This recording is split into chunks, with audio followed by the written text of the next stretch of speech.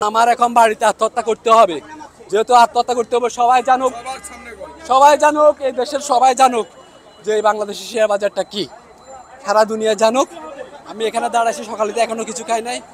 আমি heart stroke করা রুগী। আমার এই সমস্যাগুলো যখন হয়েছে আমি দুইবার স্ট্রোক করছি, ডাক্তার দেখাতে। শেয়ার বাজারে 46 লাখ টাকা বিনিয়োগ করে সর্বোচ্চ হারিয়ে এখন 11 লাখ টাকার উপরে দেনা আছে, হাত দেনা। ঠিক আছে, এবং এখানে আমার এই 6 লক্ষ টাকা প্রতি মাসে 6,000 টাকা দিতে হচ্ছে, কিন্তু আমার পুঁজি আছে মাত্র 3 লাখ টাকা। এই 3 লাখ টাকা ব্যতীত আমার আরো 11 লক্ষ টাকা দেনা আছে। তাদেরকে নিয়ে এখন যে কষ্টে আছি, আমার জীবন যেমন যেভাবে যাচ্ছে, আমি স্ট্রোকের মতো, আমার দুইবার স্ট্রোকের মতো হয়েছে, কিন্তু আমি ডাক্তার দেখাতে পারছি না। আমার বাচ্চাটার অসুস্থ, আমি ডাক্তার দেখাতে পারতেছি না। তো স্লিপটা দে। আমার বড় ছেলেটার কি কয় এটা, হ্যাঁ, আমার বড় ছেলেটার আলসার, আমি ওনার চিকিৎসা করাতে পারতেছি না। যখন আমি এই অবস্থাতে পড়ছি, যখন আমি এই অবস্থাতে পড়ছি, তখন আমি বাধ্য হয়ে আমার বাচ্চাটাকে আমি গত কদিন আগে আমি আমার বাচ্চাটাকে ডাক্তার দেখাইছি। ওর আলসার।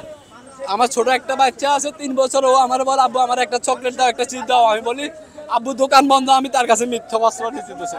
অথচ আমি ওদের পিছনে দৈনিক 200-500 টাকা শুধু ওদের আইসক্রিম চকলেটের জন্য খাওয়া করছি, বুঝছেন, যখন আমি ব্যবসা করছি। এখন এখানে আসছি আমি 3 তারিখে, যখন এখানে আসছি আমাদের ওনারা যখন আমার কথাগুলো শুনছে, আমারে বলছে অভিযোগ পত্রগুলা জমা দেওয়ার জন্য। আমি অভিযোগ পত্রগুলো যখন এখানে নিয়ে আসছি, এখন আমার ভিতরে ঢুকতে দিচ্ছে না। এই অভিযোগ পত্র যখন আমি লিখছি, তখন এখান থেকে এটা যাওয়ার পরে এখানে দেখেন সোনালী পেপারের বিরুদ্ধে আমার অভিযোগ। তখন উনি সোনালী পেপারের মালিক, সোনালী পেপারের মালিকে আপনার লঙ্কা বাংলা সিকিউরিটিজের ভাই, আমার একটু কথা বলতে দেন। লঙ্কা বাংলা সিকিউরিটিজের এমডি সৈয়দ রেজাউল করিম রাজুর মাধ্যমে আমাকে অফার করে যেন আমি ওনার বিরুদ্ধে না দাঁড়াই। আমি বলছি আমার পক্ষে সেটা সম্ভব হবে না। আমি আত্মহত্যা করা ছাড়া আমার উপায় নাই, আমার সন্তানদের ভবিষ্যৎ শেষ। এখন আমার পক্ষে সম্ভব না। আমি ওখানে দাখিল করব এখানে। উনি বলছেন না, আপনি যেহেতু ক্ষতিপূরণ চাইতেছেন, আপনি যেহেতু আপনার পুঁজিটা চাচ্ছেন, আমি যদি আপনার সেই পুঁজিটার দায়িত্ব নিই, আমাকে যেহেতু লঙ্কা বাংলা সিকিউরিটিজের এমডিএ দায়িত্ব দিছে এবং সোনালী ব্যাংক এই পেপারের মালিকে বলছে, সেহেতু আমি যদি দায়িত্ব নিই তাহলে কি আপনি রাজি হবেন? তখন এক পর্যায়ে উনি আমাকে 15 লাখ টাকা দিবে বলছে। তখন আমি রাজি হলে উনি আমার কাছ থেকে শেয়ারগুলো বিক্রি করার জন্য আমাকে ঢাকাতে আসার জন্য বলছে। ঢাকাতে আমি যখন আসি, উনি আমার 3,55,000 টাকা নগদ দিছে। দেওয়ার পরে বাকি টাকাটা বলছে 25 তারিখে দিবে।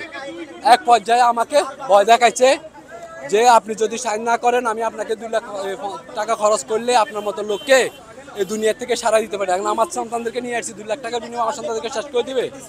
হ্যাঁ, এই হুমকিটা দিচ্ছে লঙ্কা বাংলা সিকিউরিটিজের এমডি, ব্যবস্থাপনা পরিচালক, মানে এই অ্যাসিস্ট্যান্ট ম্যানেজার, মনে হয় কাট্টাগই, সৈয়দ রেজাউল করিম রাজু।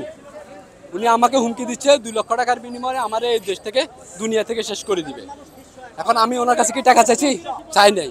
উনি আমাকে অফার করছে, ঠিক আছে। ওনার মালিক এমডি বলছে আমাকে সম্মান করবে এটা। এখন উনি আমারে এই হুমকিটা দিচ্ছে এবং আমাকে বিভিন্ন হুমকি দিচ্ছে, আমি যেন রাস্তায় না আসি, আমি যেন প্রতিবাদে ওনার বিরুদ্ধে না করি, যদি করি আমারে শেষ করে ফেলবে। এখন আমি মাননীয় উপদেষ্টার মাধ্যমে বলতে চাই, আমি পুঁজি হারিয়ে এখানে আসি দাঁড়াইছি, ঠিক আছে। এখন আমারে যদি আমার সন্তানদের সহকার, আমি এখানে এখন দাঁড়াবো অমরণ অনশনে।